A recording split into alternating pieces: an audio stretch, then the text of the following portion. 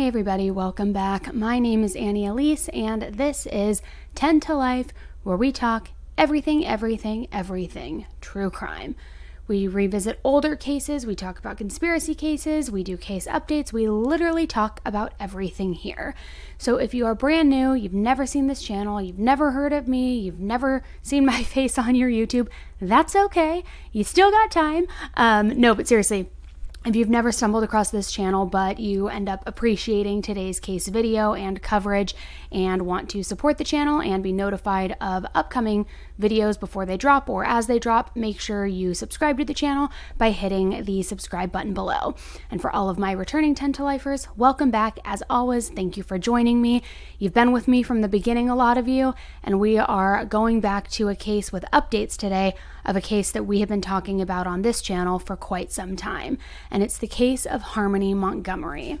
Now, so many of you guys have just been forwarding me email after email and sliding in my DMs about all of these breaking updates that have happened. And a lot of people are asking for assistance breaking it all down. Not only breaking it down as to what it means and what truly happened in this case, but how Harmony went unaccounted for so long and how this actually was even a possibility to happen. So what I'm going to do is, instead of just jumping right into the updates, we're going to start a little bit with how this happened. Not the whole backstory of Harmony, but how she ended up in her father's custody, where the system broke down. Then we're going to go into all of the updates, some crazy court documents that I got my hands on, some new interview footage that hasn't really been out there in a big way and it's now public. I mean, we're going to go through a lot today, so you're going to be with me for a minute. So put on those comfy socks, grab a coffee, grab a cocktail, put a big bowl of spaghetti in front of you. I don't know, whatever makes you unwind and get comfy, and let's get into it. 10 to Life with Elise starts right now. We are taking a quick break in today's video to have a word from our sponsor. All right, guys, I have a question for you. Do you ever have like a really hard time when it comes to picking out a new fragrance? You know, you're at the store, you're spraying all these different things, you're trying to sniff the coffee beans in between to, like refresh your palette or whatever you would call it, only for your nostrils to be super overwhelmed by the end of it. So you just give up entirely, or worse, you buy the bottle only to realize days later that it actually smells nothing like what it smelled like when you were 10 different perfume sprays deep at the store. Yes, it's not just me. Perfect, because I have something that is going to solve all of that for you. Scentbird is a fragrance subscription service with tons of different perfumes and clones available, like hundreds. They let you choose a new designer fragrance every single month for just $17. And it isn't just some random fragrances that they send you and you hope you like them. You get to pick what you want to receive every single month, so there are no surprises. They have luxury designer brands like Prada and Gucci, and also brands like Clinique and Juicy Couture, and you can choose whichever ones you want. Now, here is what is a game changer for me. With each fragrance, you get a 30-day supply, so you can try it out before committing to a full-size bottle that can cost, over $150 and sometimes even like $300 or $500. It just totally takes the risk out of it when you either aren't vibing with the scent or when you want to continuously change up your scent like me, because I am not a staple perfume for the rest of my life kind of girl. I like to change it up. And I think that's because my very first core perfume memory was my mom. She has literally been wearing Clinique aromatics since I was conceived. She has never wavered. It has never changed. And while I love that for her, that is just not my journey. Anyways, let me just show you what I picked up this month. First, I got Dolce & Gabbana Light Blue, which is just such a classic and clean, lovely scent. I also got Versace Bright Crystal Absolute, and it just smells so romantic with notes of peony, and I love it. And I also snagged Prada Candy, which you can probably guess by the name. It just smells so yummy, and it has hints of caramel in it. Caramel, I don't know. Each for just $17. But even better, if you use my coupon 10ToLife4, you will get 55% off, making it just a little over $7 for your first month. The value is insane. And I mean, not to sound like a Sarah McLachlan commercial, but that breaks down to like 23 cents a day. That's it. Scentbird is available in the USA and Canada. And can we also just take a moment to appreciate this sleek case that it comes in? That is a 30-day supply apply right there. So long gone are the days of only being able to, test fragrances by rubbing a flap of a magazine all over your skin. No more, my friends, no more. So snag this deal while it lasts, grab your fragrances, and start living your best smelling life. Thank you, Scentbird, for sponsoring today's video. And guys, make sure to check out the links in my description if you want to try the exact same scents that I did this month, or just head to scentbird.com and choose your own scents and use my code 10TILI4 for 55% off. Now let's jump back into today's case. Gosh, this smells so good. Harmony Montgomery was born in June 2014, while her father, Adam Montgomery, was incarcerated as he was awaiting trial for allegedly shooting a man in the head during a drug deal. Now, Harmony's biological mother, Crystal Sorey, attempted to care for Harmony while she was battling addiction, but despite her efforts, DCYF received 3 reports of neglect the very month that Harmony was born. Investigators attempted to provide service to Crystal. However, the neglect continued, with 2 additional reports filed in August 2014. So officials determined that Harmony's well-being was at risk, and she was removed from Crystal's care. Harmony was placed in a foster home for the very first time. After Adam was released from jail, he met Harmony for the first time in January of 2015 when she was 6 months old, and this was during a supervised visit with DCYF. Immediately following the visit, Harmony was placed in Crystal's care but remained under the custody of DCYF. Approximately 4 months later, Harmony, then 10 years old, was returned to foster care after Crystal failed to maintain the requirements of her action plan that was given to her. Harmony remained in foster care for nearly 2 years until March 2017, when she was again placed back in Crystal's care, but still under the custody of DCYF. Less than a year later, in January 2018, Harmony, then 3.5 years old, was removed from Crystal's care for the 3rd time, and this was due to Crystal relapsing. Harmony was placed back into foster care, and in August of 2018, Adam resumed supervised visits with Harmony after not visiting with her for the prior 11 months. He was then granted guardianship of Harmony in February 2019. 9 months later, while in her father's custody, 5-year-old Harmony vanished. This happened sometime in late November or early December of 2019, but police were only made aware of her disappearance last fall in 2021. 2019 to 2021. So Harmony was last seen between November 28th and December 10th of 2019, after her family was evicted from their home in Manchester, New Hampshire. At the time, police say that Harmony was living with her father, her stepmother, and their 2 children. And at the time of her disappearance, Adam and Kayla were reportedly homeless. Now, Adam Montgomery also has a criminal record that goes back to at least 2007. Now, there have just been a ton of inconsistencies in Adam and Kayla's version of events from the very beginning. To start, Adam allegedly told Kayla that he was taking Harmony to her mother Crystal's house for Thanksgiving that year, but that timeline didn't add up, and Crystal never had plans to see Harmony that weekend. That is just one of the many, many red flags and blatant lies in this case. So I have a playlist with all of those videos where we went, red flag by red flag, inconsistency by inconsistency, outlining everything that has happened so far in this case in detail, because it is complex. So if you're interested, pause this video, go back and watch those videos. They are super in depth and explain all of the inconsistencies and red flags. Then you can come back and watch this one. I will link it in the description box for you. There's also an interview with Adam's uncle on there too, so head over and get caught up. And even if you've seen them in the past, I encourage you to watch them again since it's been a while, just so that you really do have all of this information fresh in your mind as this case is continuing to unfold. But again, today we are talking about the updates.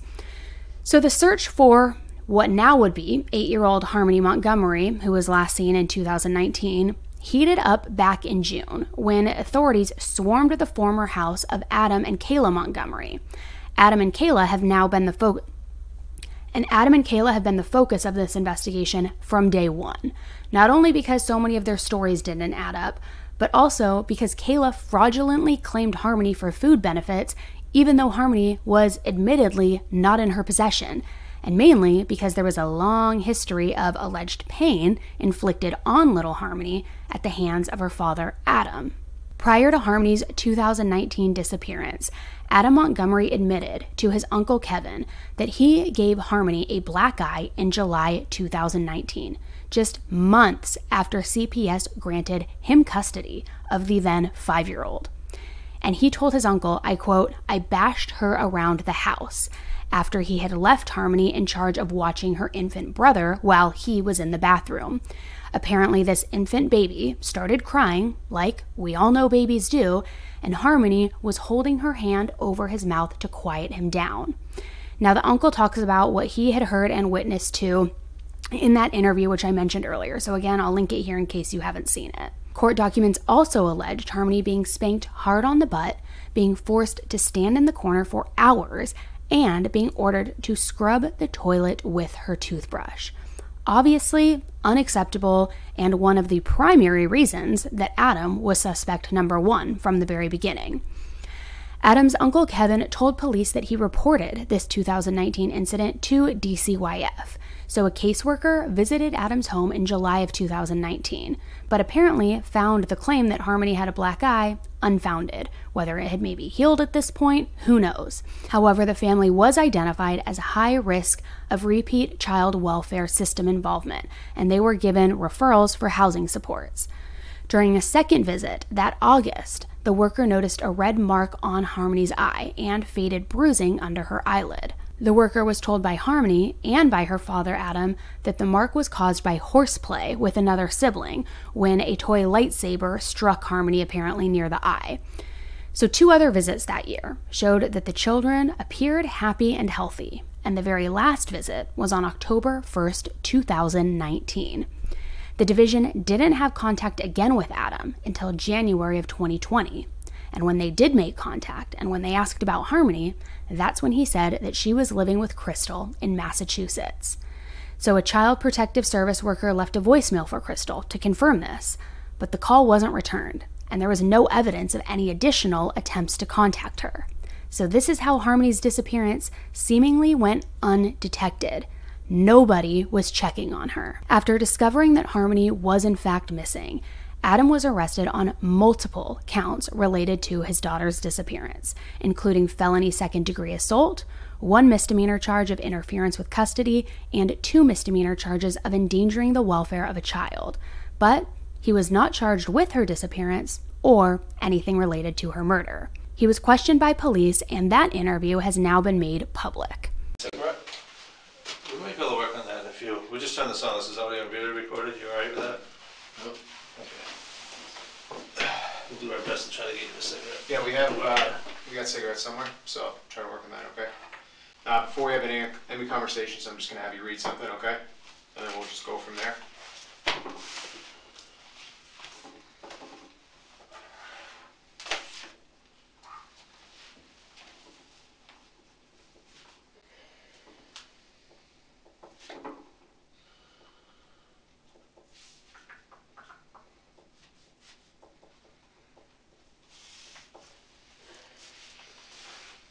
Alright, just so you know, because you're under arrest right now, I have to read you this stuff, or you have to read it to me. Again, Detective Riley, Detective Dunleavy. It's January 4th, 2022. It's 8:55 p.m. You can read and write English, correct? Okay. So, Adam, I'm going to have you start from there, where it says I, and then I'm just going to have you read down. I, Adam Montgomery, have the right to remain silent. Start from here. I, Adam Montgomery, Give the following voluntary statement. Detective Dunleavy, Detective Riley, who has identified himself as a member of the Manchester, New Hampshire Police Department. He has advised me to follow. I have the right to remain silent. Anything I say can be used against me in the court of law. I have the right to a lawyer for advice before any questioning, and to have one with me during questioning. If I cannot afford a lawyer, one will be appointed to me by the court. If I decide to answer questions now without my lawyer present, I still have the right to stop answering at any time. Do you understand? Yes. Okay. Do you understand all of these, 1 through 5? Yep. Okay. What I'm going to have you do, just initial 1 through 5. That just indicates that you understand what I'm saying, all right? Yep.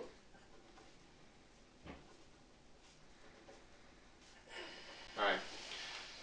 Can you just read that line Do for you me? understand each of these rights? Yep. And you're going to check either yes or no. All right. And then read the next line for me. Are you willing to have each of these rights? And are you willing to waive each of these rights and answer questions? Sure. Okay. Now, Adam, you're just going to sign that line.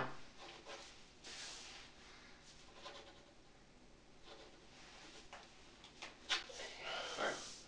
Appreciate it. Before we go forward, can we get a cigarette in here? So, there's a sensor in there. So I'll work on getting you a cigarette at some point. I can't promise you one right now, just because the room we're in, and if this starts going off, I don't want to flood the building. You know what I mean? Smoke detector ain't gonna go off. That thing will, the sprinkler. So, but at some point we'll work on getting you. I know we have cigarettes in here. I know where they are. Okay, you hear what I'm saying? Yeah. All right. Do you need a water? I don't need nothing. You good? Okay. Are you okay? No, I'm not okay. Okay. What's not okay? Nothing. What's up? All right. So I'm just gonna ask you some basic questions. You said you can read and write English, correct? Sure. All right. Can you just state your full name for me? Adam Montgomery. And Adam, what's your birthday? 12290. And what address are you using to I'm call? not using any. Okay. What phone number are you using? I don't have one. Okay. What was the highest level of education? GED. Okay. Where'd you graduate high school from? I did. I got a GED. No, but I know. But like, where'd you get While I that? was incarcerated. Okay. Right now, are you under the influence of any drugs or alcohol? No. Okay. Do you have any traumatic brain injuries or anything like that? Anything that prohibits you from recalling any memories or anything like that? Not that I know of. All right. So we've met before, right? We met the other day. I know you've had a long time down here. You've kind of been a roller coaster. I'm going to apologize for what happened out there. That's not how I do business, okay? That had nothing to do with me. Those are guys that like to play G.I. Joe, all right? If it had been up to me and I could have gotten a hold of you some way, I would have reached out to you. But you don't have a phone, right? You guys could have just told my wife you wanted me to come in. But aren't you not supposed to be talking to your wife? No, that's bullshit. It's not. You're not supposed to? No, I can't be. Thank you. Look at that. I can't be. I guess they're going to let you smoke a cigarette here. They must have talked to somebody.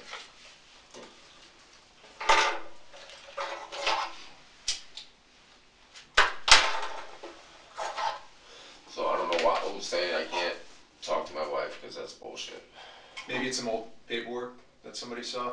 Yeah, from last year, but it was over and done with after I got out of jail.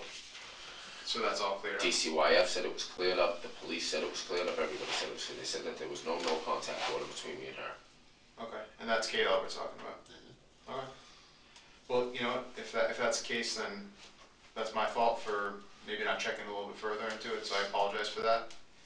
Again, I apologize for the way things went down out there. Like I said, I'm not part of the SWAT team. I don't do that stuff.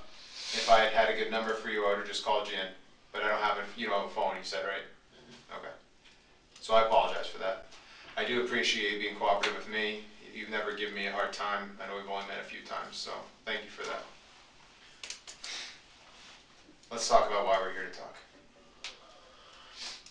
Tell me what you want to say. Tell me what you know. I don't know nothing. Well, what was our conversation about the other day? You said you had a couple questions you wanted to ask me. Ask me the questions. Well, what was our conversation about the other day? Remember we met, I mean, you remember that, it was only, what, a few days ago, right?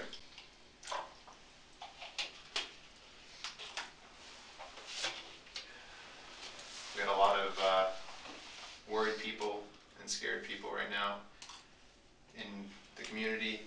I know you're worried about the well-being of your daughter, and I kind of want to get ahead of this because I don't want you to be painted as a monster. Well, that's what you guys are already doing.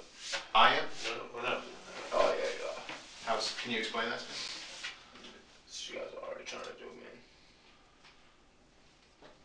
Explain to me how I'm trying to make you, or whoever is trying to make you out to be a monster. Who's telling you that stuff? Is there somebody that I work with that told you that? Somebody you're close with, that they told you that? No. Alright. But you understand this whole thing is getting a little out of hand, would you agree? Of course. But So that's why, look, it's just the way you guys are going about it. and again, Yeah, I don't not you specifically, but Right. yeah, nobody comes out there like that for a second-degree assault charge. Nobody. Been arrested for worse charges. They don't come out and throw fucking flashbangs at my girlfriend's car and ram us into the fucking guardrail. They don't do that for a second-degree assault charge. again, you understand what the charges are, right? Second-degree assault, right? Yep. Okay. There's also an endangering the welfare charge Okay. and interference with custody. Okay, So how did I interfere with custody? so that paperwork that we served you the other day, you remember that? Okay. When they were in the alleyway, remember outside of on Lake Ave? Yeah. There's paperwork that you have to comply with. You understand that, right? We had that conversation, did we not? Right? So that's what that's all about. Like, So second-degree assault charge. What is this referring to? well, that's what we want to talk to you about. Well, explain to me what if I'm being charged with it. What the hell am I being charged with it for? Well, your daughter had some injuries What? that you know about when you lived on Guilford Street. No, I do not. What are you referring to? Well, you were there, I wasn't, right? What are you referring to? I'm referring to her having some good marks. What are you referring to? Marks that were left on her by you. Absolutely not. I have nothing else to say.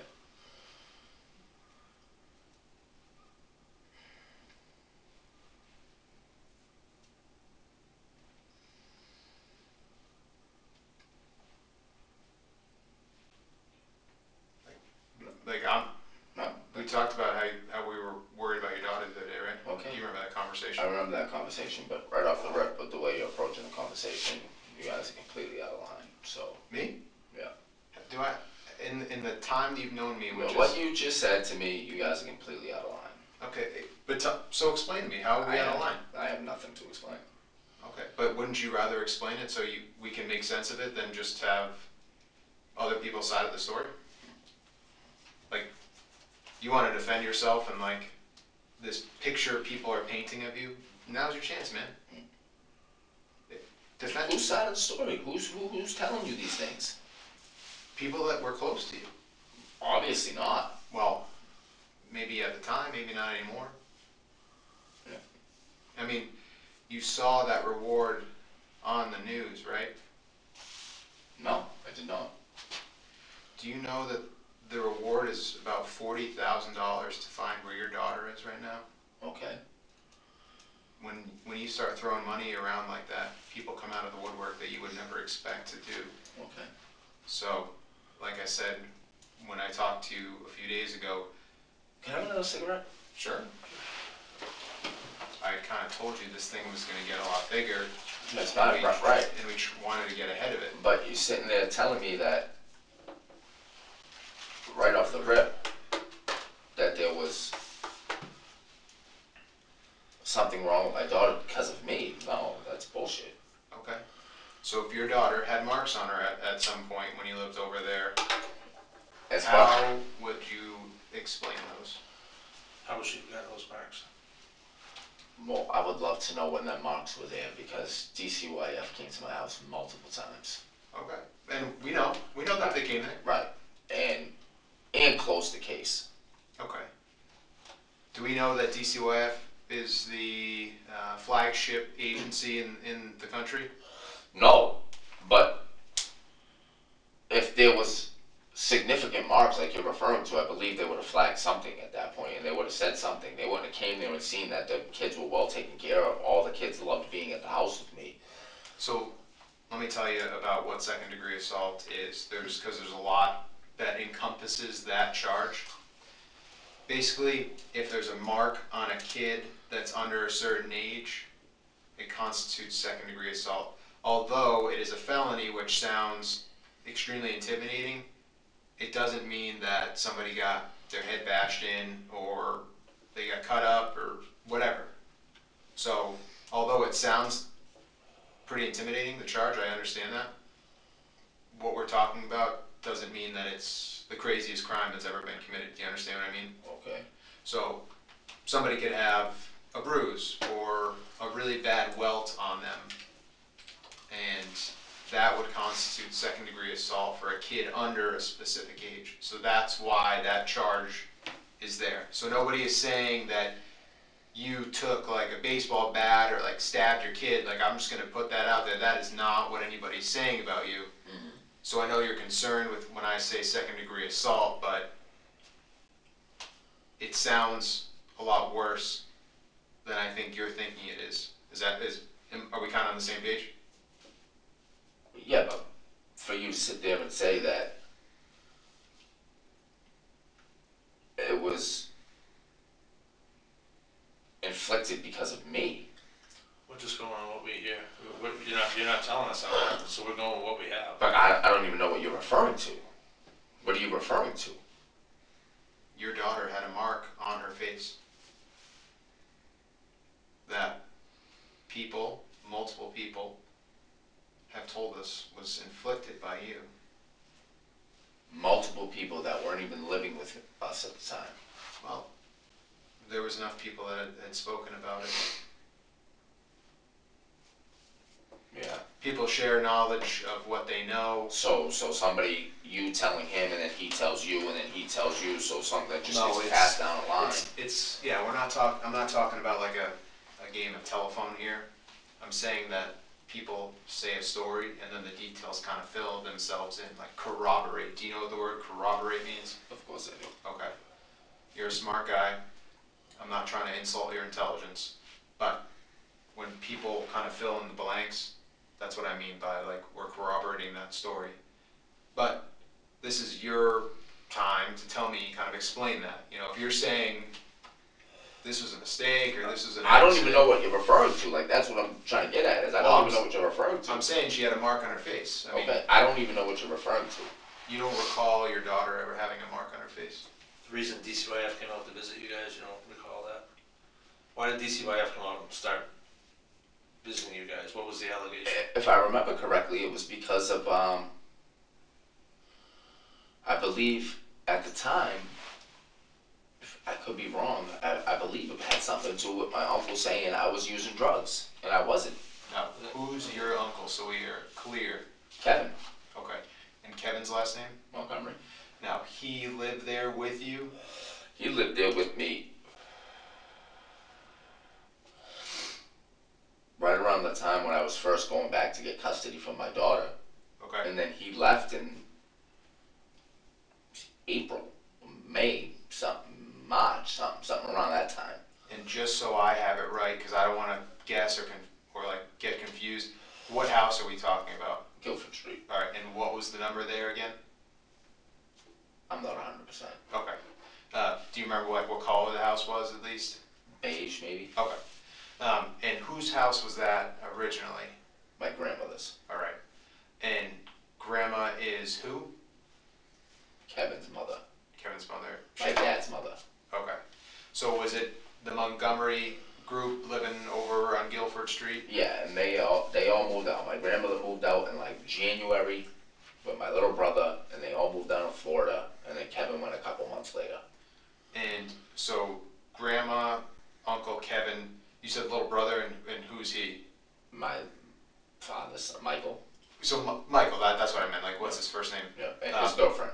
And his girlfriend. And is he still with that same girl now? I have no idea. Oh, so you don't talk to Michael anymore? No. Okay. What was that girl's name at the time? Because maybe she could help us to say that, like, this is... Kayla, I believe. So Michael's girlfriend's name was Kayla at the time? And you dated a Kayla at the time? Yeah. So it kind of got confusing in the house if somebody's yelling for Kayla. Yeah. Okay. So, what was Kayla? Kayla you were with at the time was... My wife. Okay, Montgomery. And then Kayla he was with is...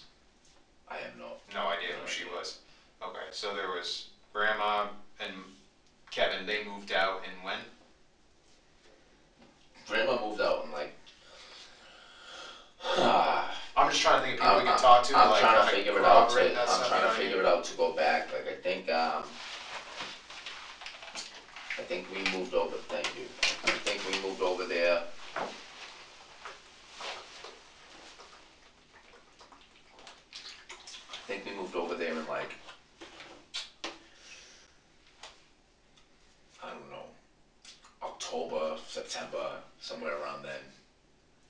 was that? 2018. Okay. And at the time, I was going for custody for my daughter for at least a year already at that point. And Crystal was showing no interest of going to get our daughter back. So finally, in like, I don't know, December, January, February, something along them lines, the courts called me, told me I could come pick her up and bring her home. Brought her home. And then, I don't know, it was, I think the month before, my grandmother left with my brother and his girlfriend, and then the month after, I want to say, Kevin left. So then who was left living at the house? Me, Kayla, and the kids. In that time period, I don't know which kids were born yet and who was. It was Declan and Seamus, Okay, and then Harmony moved in with us. okay. So what time did DCYF get involved with you guys? Like, were they over there often, or was it just like a certain period of time? Or They were there every single day. The police showed up every single day, saying why were they because oh, that's what it was. That's what it was due. That's what it was due to. So Kevin moved out because between me and my wife and Kevin, we were supposed to like pay the bills, keep the heat on, the gas on, whatever. Well, Kevin was supposed to pay the electric bill. He didn't pay the electric bill. Me and my wife, I picked my wife from work and showed up at home. They were shutting the electricity off. So me and Kevin got into an argument about not paying the bill. Yeah. And he took his shit and moved out. And then so the next day, DCY, or 2 days later, something like that, I don't know, DCYF showed up and the police showed up because they said that we were unfit to have the children at the house because there was no electricity in the house. Okay. But we had a generator running, we had the fridge hooked up to it, there was food in the fridge, everything was fine. The police showed up, seen that the kids was fine, there was nothing wrong with them. The DCYF showed up and they left. And was that like summer, fall? Like, when was that? I want to say maybe spring going into summer, maybe. Oh, okay. So like, you guys hadn't been there for too long then. 6 months or so. Okay. And how did it end up that you guys got kicked out of there? All right, so it was my grandmother's house. Right. They didn't pay the mortgage or whatever. They moved to Florida, so the mortgage payments weren't being paid. And I don't know, right around Thanksgiving sometimes, the sheriffs came and threw us out. And then me, Harmony, and Declan, and Seamus, and Kayla left. And where the heck did you guys go from there? We were in our car Oh, so you lived in your car at that time? for a couple of days. Okay. And then Did you have like a van or something like that back then, at least? What were you driving back then? Chrysler of some kind, I forget. Oh, so it was just like a sedan? Car, sedan, yeah. Okay, so you live in the car. So you, Kayla, and the 3 kids were living in the car for a few days, and then how'd you get up out of that situation? Like, who took you in, or where'd you guys end up? We ended up going to our mom's house, Kayla's mom's house. Okay, and what's her name? Chris. Chris. How's she? Well, I mean, she must be okay if she's willing to take you guys in. Yeah. All right. They're like, all right. I. You know what, man? Like, I don't even want to talk anymore. Like, this is just beating around the bush, man. It just seems a little too silly to me. Well, I'm trying to figure out who can substantiate your claims that there's like you're not this like monster of a person that either DCYF made you out to be, or your family who you didn't get along with, or whoever. So that's why I'm trying to like let you kind of speak your piece about all that shit. You know what I mean? No, I get what you're saying. I just got nothing else to say, man. abuse. And like, no, yeah, and like, I just don't want to sit there and like, can I smoke another butt? Sure. Sure.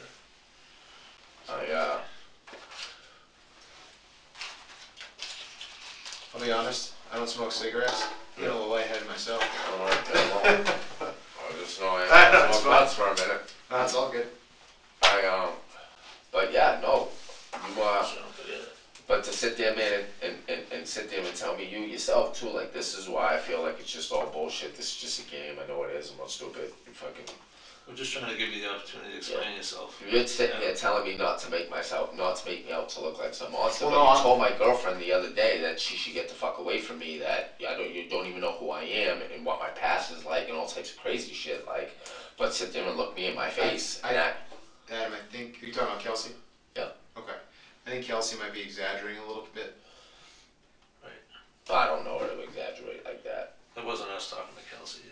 Oh, There was other people talking to her, just so you know. She told me, she gave me your card and said this was the guy that said it. Okay. Well, I'm telling you that I didn't say that. But if you want to believe it, that's fine. I mean, she never had no reason to lie to me, so I don't know what she would lie about at that point. She also told me she had no idea that you had a daughter, so I guess we could say the same thing about you telling her that. Right, well, right? She knew I had a daughter. I mean, I have one with Kayla, so she knew I had a daughter. She didn't know about Harmony. She knew I had other kids. She told me she had no idea that you ever like lived with her and that you like barely knew her. I don't know if she was lying to me because or whatever. I have no idea. I don't know her. I know you better than her, so that's what I'm saying. So Christina takes you guys in, and she's doing all right, and then would you guys move over to Union Street after that? Is that when you guys get that spot? Nope, we go to the shelter. And that's the one on... Like, yeah. Okay. Who's we? Who went to the shelter? They allowed you to go as a family to the shelter? See, I thought they didn't let guys there for some reason. They always let guys there. They didn't let me in there this time for no reason. Their reason was bullshit, because I would have been there with Kayla again. So back then they let you in there. Yeah, yeah. And it was all of you guys, like, it was the five of you, they let you guys stay there? No. Alright, see, yeah, you guys are just... I'm trying to understand. I don't know your timeline of life, man. You're there, I'm not. That's why I'm trying to ask you these questions, to clarify them. I already told you the other day what transpired. So we didn't even go to her mother's house. Okay. Who didn't go to her mother's Harmony house? was all... Okay, so Harmony didn't go to Chris's house. So explain to me how she didn't end up going to Chris's house. I've already explained this to you. Okay. Well, there's some discrepancies between what you're telling us and what other people are telling us. You're saying you brought her down to Mass, that somebody said she came up from Mass. I never once said I brought her down to Mesa. What did you say? She came up here to get her? I never once said... I was audio and video recorded the other day. I never once said I went down to Mass. So you're saying that she came up from Mass? I'm not saying anything else. Why is it that you refuse to talk about her every time we bring her up? Because you guys are just sitting here beating a bush. It's over and over. You guys asked me what happened the other day. I told you what happened. You wouldn't tell us the other day. You guys talked to me the other day. I explained to him what happened the other day. And now, it was just a charade. Yep, no, don't worry about it. You're not under arrest, and I'll come up with some fucking bullshit. We didn't arrest you. No, the other day, no. But then you had a fucking SWAT team roll up on me, and the fucking D-Techs follow me around for the last 3 days. Yeah, people are coming out of the woodwork. That's what we're trying to tell you. Like, we don't want you to be painted as a monster. We want you to maybe explain yourself a little bit and give us some side of your story. We have nothing. We have just what we're hearing from people. $40,000 can drag a lot of people out, whether you believe you're your friends or not. No, I bet it's a lot of money. Yeah, I know it is. Absolutely it is. That's what we're trying to get. Now's your time. Like, you keep locking up on us. You don't want to tell us anything about her. No, I got nothing else to say. I think you care about all my kids. Right. But the one I care the most about is your daughter, Harmony. And we have people around the clock calling into us, giving us tips from all over the country, because they care too, to try to find where she is. My only goal, which I told you the other day, is to make sure that she's safe. I don't want you to get tied into something if you didn't do anything wrong. My job is not to jam somebody up for something that they didn't do wrong. And if you can tell me that you didn't do anything wrong, then I want to believe you, because, dude, I've met you now a few times. I helped you out when you were at the hospital when you were having a fucking meltdown. You told me about your kids. I sat there and I talked to you. Dude, I could have fucking tased you right there, and I didn't do that because I saw deep down inside that you were hurting and that I wanted to help you. Right now, all I'm trying to do is help your daughter. I want to bring her home, and I can't do that without your help. Dude, I can't do that without your help. Help, hey, can you look at me? Help me, please. That's all I'm asking for. I can't sleep until I know that she's okay. And I know that you know where she is or what happened to her, but I can't do it without your help. And if you don't want to look like this fucking animal, because I don't think you are. Not that I don't think you are, I know you aren't. But I can only do so much for you, man. I know. I'm begging you to help me. Because as much as you're hurting inside, I'm also hurting inside, and I don't know how you can sleep at night because I'm sure it's eating the shit out of you. Am I wrong? No, it's eating me apart. I know I'm not fucking seeing my wife, I'm not seeing my kids, you guys are just playing games, like this is just... Dude, but I'm not trying... We're not trying to play games again, man. Good. Like... Telling my wife and kids that I'm not allowed to see my wife and kids, like... But dude, that was a mistake from some court paperwork that hadn't been updated. So like I said, I apologize for that. But it was updated. DCYF told them. No. This was some like DV paperwork I'm talking about. But I'm talking about DCYF already told us multiple times that there was no contact order. Maybe through DCYF, but It could have been through DCYF. Yeah. So let's fucking forget about it. Right, You've seen your kid, you've seen your wife and kids over the last how many days, right? I haven't seen them in the last 2. I haven't seen my kids in the last 2 days, 3 days. Okay. You're always going to be their father. Declan, Seamus, and then Sierra, right? Kiera. And then there's Harmony. I got nothing else to say. That's it.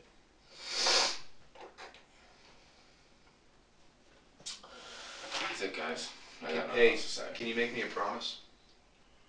Like, man to man? Can you tell me that she's alive? You're gonna play the same word games that you played with me the other day? No. It's not word games. I got nothing else Because we to care, say. man. We want to know. This isn't gonna go anywhere. Like, this isn't gonna stop. So No, you I know. know it's not. So either get on the bus now or get run over. I got nothing else to say. Why is it you have so much trouble talking about Harmony? Guys, I got nothing else to say.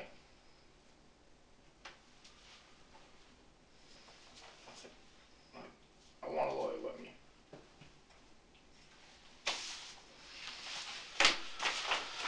I'm going to leave this copy of this ex parte, or it's a petition from DCYF. You can read it later sometime. I'll put it in your property. It's basically the same thing you got the other day. It's just a little more detailed that we handed you. It does say that you're ordered to help us locate Harmony, but you're telling us you're not going to do that. I'm just telling you guys I want a lawyer. Right.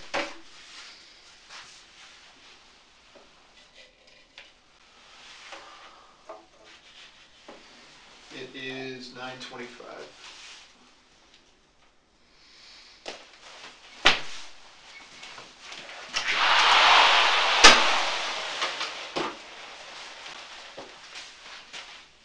Kayla Montgomery, Harmony's stepmom, is also facing charges in connection with Harmony's disappearance, including allegedly lying to a grand jury and collecting those welfare payments on Harmony's behalf for months after her suspected death. So in the June search, authorities did not disclose what sparked the search, but they did announce that the home had become the focus of the investigation. Now, this was a large-scale investigation, not just your typical home search.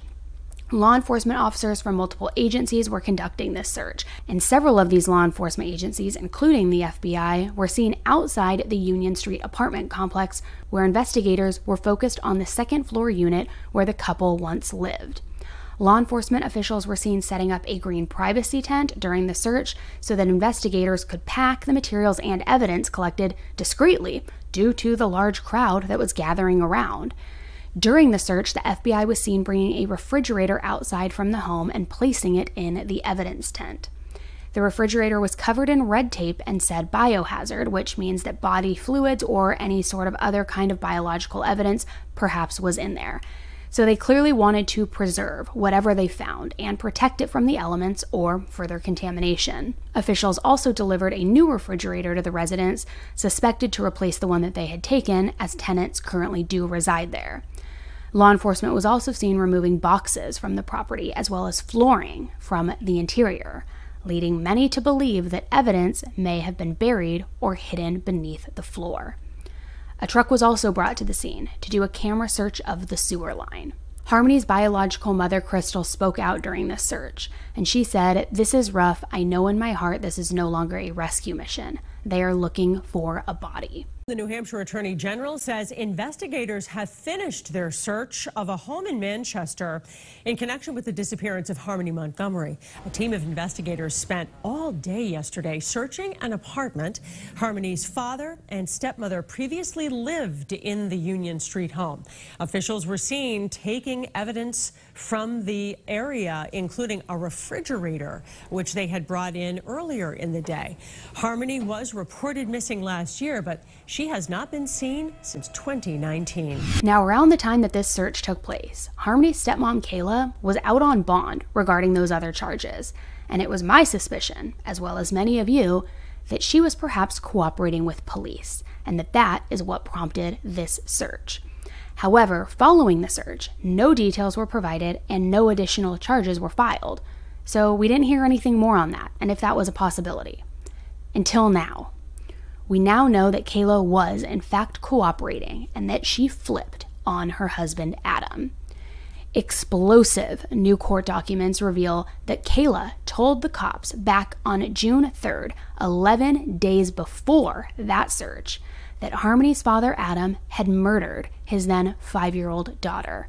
And not only that, but that he also allegedly encouraged Kayla to help cover up the crime. I want to take you live to New Hampshire, where officials in Manchester are giving an update on the investigation into the 2019 murder of Harmony Montgomery. Good afternoon. I'm New Hampshire Attorney General John Formella, and I'm joined here today by Manchester Police Chief Alan Aldenberg and the team from the Manchester Police Department and members of my office. We're here today to provide a further update regarding the ongoing investigation into the 2019 murder of Harmony Montgomery.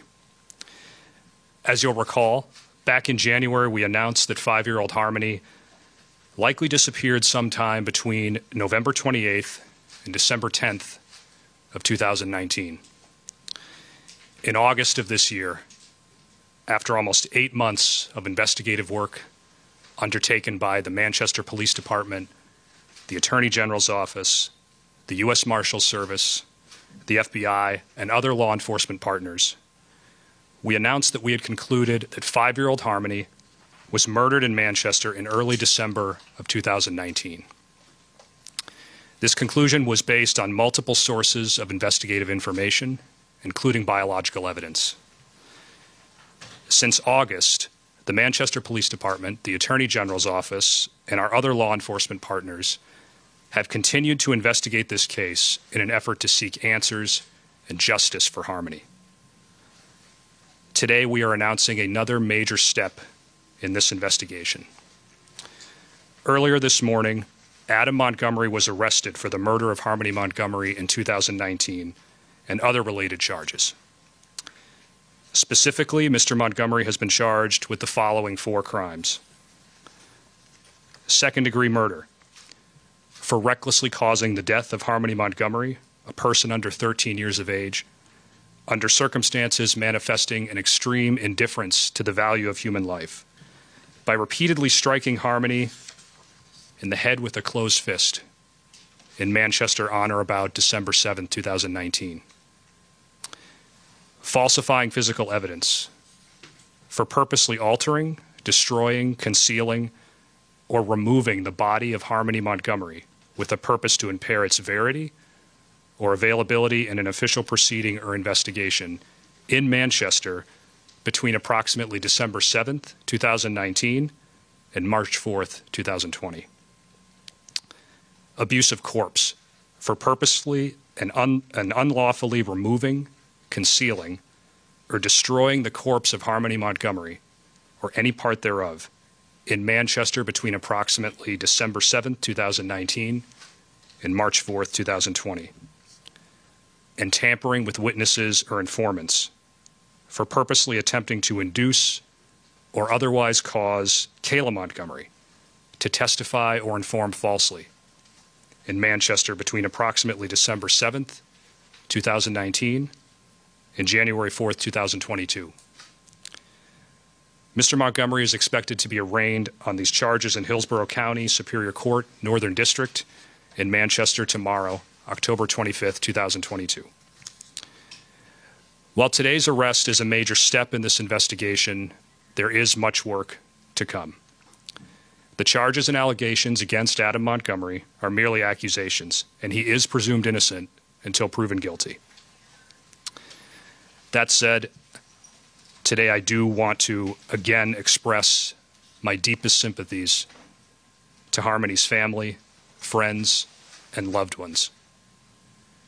We understand that today's news, while significant for purposes of this investigation, is yet another difficult moment for those who loved Harmony and those who have followed this case. Our hearts go out especially to Harmony's family. My office will continue to provide whatever assistance we can through our Office of Victim Witness Assistance as they deal with these difficult moments.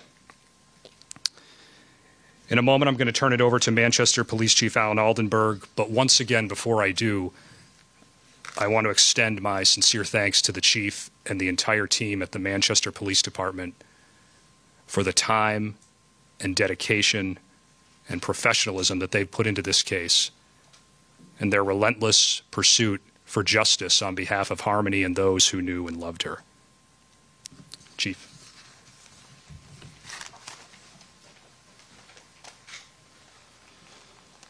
Thank you, sir. Good afternoon.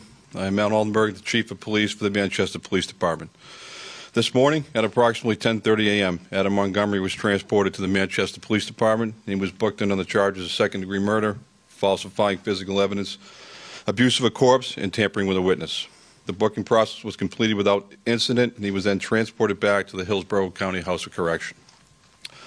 Although we are all pleased that we were able to bring forth these charges, they are of no solace to myself, the detectives behind me, who have worked tirelessly on this investigation, and more importantly, they bring no solace to the loved ones of Harmony Montgomery and her family and friends. Again, I want to take a moment to publicly thank the detectives and the New Hampshire Attorney General's Office for their unwavering commitment and devotion to this investigation. Specifically behind me, in no particular order, Captain Sean Layton, Captain Matt LaRochelle, Detective Jack Dunleavy, Detective Scott Riley, Detective Max Rayhill, Deputy U.S. Marshal Billy Tufts, a couple more in the back of the room, Lieutenant Georgioulis, Detective Davenport, and Detective Coswick as well. Many, many people have sought justice for Harmony, and they are unmatched in their tenacity and their professionalism. Every single one of you has been the voice of Harmony in seeking justice for her. Said I wasn't going to do it. Has been your single motivation and number one priority for the past 10 months. I also want to thank your families who've also had to endure the long hours, missed family events, and all the sadness that this investigation has brought. As I have before, I want to personally acknowledge Senior Assistant Attorney General Jesse O'Neill and Benegatti. These two gentlemen are steady, professional, compassionate, and the ultimate pursuers of justice for Harmony. I'm certain that the charges that we have brought forward today will garner additional discussion, speculation, and undoubtedly will elicit a wide range of emotions from the public. I ask that in memory of Harmony, that we all make every effort to do something nice for a child today. I know of no other way.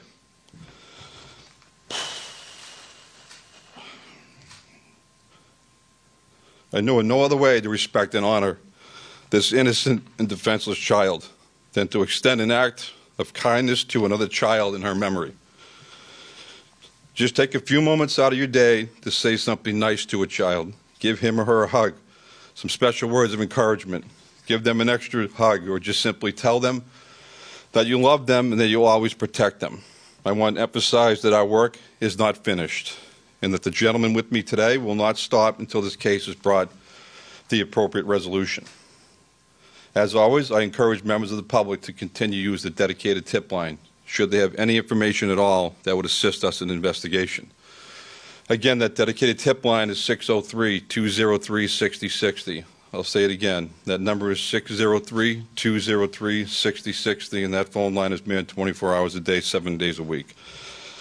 Again, thank you all for being here today. I will now hand it back to the Attorney General for some closing comments. General.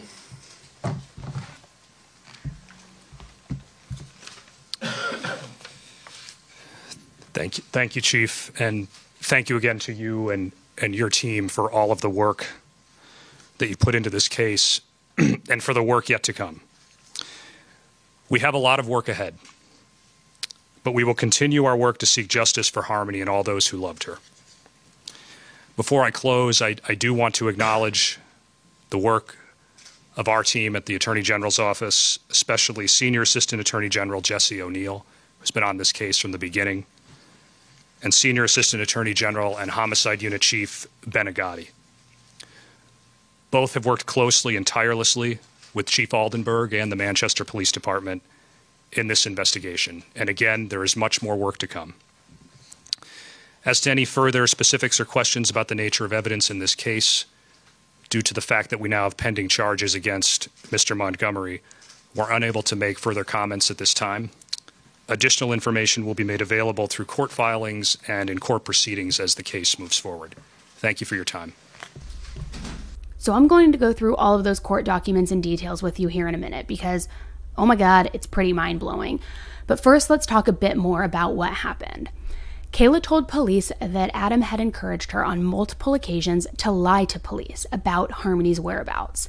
Also, that Adam apparently gave Kayla a cover story and told her that as long as she stuck to that cover story, everything would be okay. On Monday, October 24th, 2022, Adam was charged with second-degree murder in the murder of his daughter, Harmony, nearly 3 years after her disappearance. Other counts against Adam include falsifying physical evidence, abuse of a corpse, and tampering with a witness. He's said to have repeatedly punched 5-year-old Harmony in the head with a closed fist at his home in Manchester, New Hampshire. Let me say that again. He allegedly struck her repeatedly with a closed fist in the head until he killed her. Just beyond brutal and completely inhumane. Adam pleaded not guilty, and his defense asked the judge to preclude Kayla's statements, accusing prosecutors of improperly delaying their disclosure by months in violation of discovery rules. Of a missing girl from New Hampshire who is pleading not guilty to a murder charge connected to her death. Adam Montgomery, accused of killing his 5-year-old daughter, Harmony. Newly obtained police video shows the first time that officers questioned Adam Montgomery about the disappearance of his daughter. In that video, officers asked Montgomery if Harmony was still alive shortly after she'd been reporting missing last December. At that point, Harmony hadn't been seen in 2 years. Hey, can you make me a promise? Like, man to man? Can you tell me that she's alive? You're gonna play the same word games that you played with me the other day. It's not word games. I got nothing Because else we to care, say. man. We want to know. Adam Montgomery faces a total of 4 new charges, including falsifying physical evidence and witness tampering. He has pleaded not guilty to all of them. Now let's go through those court documents. So here you can see the very start of this filing, and under facts where it says, the defendant is facing multiple charges of armed career criminal, felon in possession, theft, and receiving stolen property. These charges relate to allegations of the defendant stealing and possessing a rifle and shotgun in approximately September or October of 2019. It is anticipated that at trial, multiple individuals will testify that they witnessed the defendant with the 2 firearms at his residence on Guilford Street in Manchester in approximately October 2019. It also then says that jury selection is scheduled for November 7th, 2022. The defendant's wife, Kayla, is also charged with receiving stolen property related to the same rifle and shotgun. Discovery previously provided to the defendant contains the basis for Kayla being charged with receiving stolen property. One individual, Kevin Libel, told police that he believed Kayla definitely knew the defendant had stolen firearms. Libel said that Kayla was walking in and out of the living room while he and the defendant were talking about the firearms. He said that Kayla clearly saw the firearms and the defendant was openly talking about the firearms being hot, which can be slang for stolen. Another individual, Michael Sullivan, told police that Kayla was present in the room at 77 Guilford Street with Sullivan and the defendant when the defendant had a rifle and a shotgun. Sullivan said that the defendant was openly talking about firearms. A third individual, Tara Hilbert, told police that the defendant had spoken to her about selling firearms, including a rifle out of his house, which she believed was 77 Guilford Street. And Hilbert said that Kayla was present for one of those conversations. Finally, a fourth individual, who was incarcerated with Kayla earlier in 2022, told police about statements Kayla made herself regarding the firearms. Specifically, this individual reported that Kayla talked about them stealing the firearms and selling them for drug money. Kayla said they needed money for drugs and taking care of the kids. Kayla said she wasn't there when the firearms were taken, but that it was Adam and a buddy who took them and brought them back to the house when she was home with the kids. Kayla made initial statements regarding her knowledge of the defendant and the firearms in March and May of 2022. In contrast to the information from multiple individuals described above, Kayla initially disclaimed any knowledge of the defendant having firearms. So this was while she was still covering for Adam for everything. On June 3rd, 2022, Kayla was arrested for 2 charges of perjury based on statements she had made in prior testimony before the grand jury. That same day, she agreed to be interviewed by law enforcement. During this interview, Kayla provided new information about the defendant and firearms, which was contrary to her initial statements. Also, on June 3, 2022, the Manchester Police Department was engaged in an ongoing investigation into the whereabouts of the defendant's daughter, Harmony Montgomery, who had last been seen in late 2019. During her June 3rd interview, Kayla reported to police that Harmony had been murdered in December 2019 by the defendant. Kayla also said that the defendant had encouraged her on multiple occasions to lie to police about Harmony's whereabouts, basically giving Kayla a cover story and telling her that as long as she stuck to the cover story, everything would be okay. While interviewing Kayla on June 3rd, investigators attempted to keep separate the portion of the interview that focused on the defendant and firearms from the portion that focused on Harmony's murder. However, despite investigators' efforts, there was significant bleed over between the topics. Then it goes on to talk about the rule here with the state witnesses, and it just talks a little bit about the pre-trial conference here as well. Then we go on to page 4, where again it just talks about the timeliness and the argument there. And then it wraps up by saying on number 16, the state asserts that the October 7th disclosure of Kayla's June 3rd interview was not some sort of scheme to gain an unfair advantage over the defendant. Instead, the October 7th disclosure was intended to balance the state's desire to protect the Harmony Montgomery investigation with the ultimate deadline for witness statements in the instant case set by Rule 12b-4a. As noted above, Kayla's June 3rd interview had information relevant to the instant case with information relevant to the ongoing investigation of the whereabouts of Harmony Montgomery. This put the state in the position of either disclosing to the defendant that Kayla had agreed to be interviewed and had told police that he murdered Harmony, or keeping this information confidential. An important factor in this balance is that Kayla had also told police about the defendant engaging in witness tampering towards her regarding the knowledge of Harmony's murder. The state notes that the only prejudice the defendant identifies in his motion is that he already had a set trial strategy on October 7th, which he claims Kayla's June 3rd interview changed dramatically. This prejudice can be cured by giving the defendant time to adapt his trial strategy to the information in Kayla's June 3rd interview. Where additional time will cure the prejudice claimed by the defendant, it is not necessary to extend. Then on page 6, it wraps up by saying that the October 7th disclosure was done with the intent to protect the Harmony Montgomery investigation, but not with the intent to gain unfair advantage over the defendant. Because what Adam's defense attorney is trying to argue is that they kept this information hidden to try to get a leg up over Adam, rather than actually trying to protect the integrity of the investigation. So now these new motions are saying, no, that's not it at all. We were trying to protect the investigation. Now that you said you had all of your details for trial ironed out, if you need to, have additional time to map that out, that's fine. But this is unrelated to the firearms charges, basically. On Sunday, October 30th, 2022, loved ones of Harmony Montgomery came together in Manchester to hold a vigil to remember the sweet little 5-year-old girl. Her mother, Crystal, spoke and wore a Minnie Mouse costume as a positive remembrance of her daughter, saying her whole room was Minnie Mouse. She had a 4-foot-tall Minnie Mouse doll in her room, and so she wanted to come there to represent something that makes Harmony happy. She also described the past year as a living hell and announced that she's now turning her attention to her daughter's legacy, saying Harmony has impacted people all over the world, and our goal is to make changes in her name so that this doesn't happen again and again and again. This afternoon, loved ones of Harmony Montgomery came together in Manchester to remember the 5-year-old. Earlier this month, Harmony Montgomery's father, Adam Montgomery, was charged with second-degree murder in her killing. Harmony's mother, Crystal Sorey, described her daughter as sweet, funny, and talkative. Sorey would even dress up as Minnie Mouse to make her daughter happy, and Sorey says she wants to close the door on this chapter. All the good memories are in Haverhill and Boston, so we just want to close this chapter on New Hampshire because nothing good happened here for her. Sorey is planning to do an event in December around the time prosecutors accuse Adam of killing Harmony in 2019. So as we have been doing for literally years now, we will be following this very closely. And again, you can check out that playlist if you want to get fully caught up on all of the details, because it is a pretty complex case. So there's some deep dive videos over there and discoveries and all of that. But I think the main thing in this, it's great that there's now accountability and that somebody has been charged with the murder of Harmony, because I think we all knew that that was the direction that this was going in.